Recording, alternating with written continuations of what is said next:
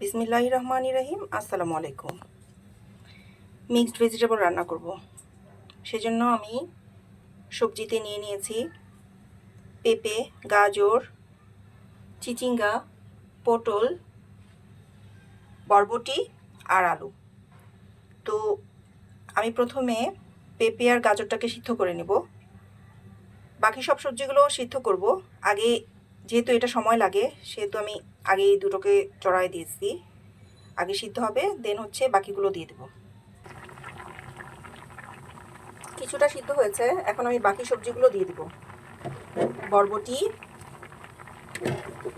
পটল, চিচিঙ্গা,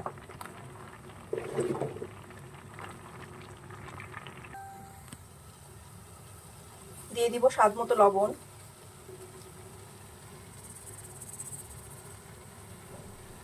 আর হচ্ছে হলুদের গুঁড়া।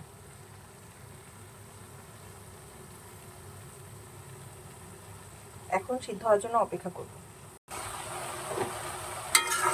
সবজি অলমোস্ট সিদ্ধ হয়ে গিয়েছে, এ পর্যায়ে আমি টমেটো দিয়ে দেব।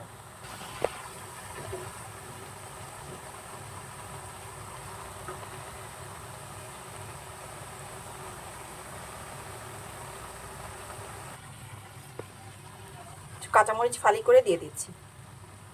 এখন আমি এটাকে বাগার দিব। গরম তেলের মধ্যে রসুন কুচি দিয়ে দিয়েছি। এখন আমি এটাকে লাল করে ভেজে নেব। লাল হয়ে গেছে, এখন পেঁয়াজ কুচি দিয়ে দেব।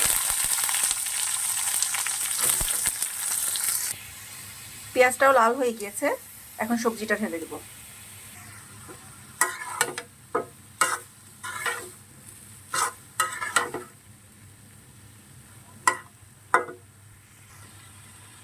সবজির টেস্ট বাড়ানোর জন্য উপর দিয়ে হিং পাউডার দিয়ে দিব।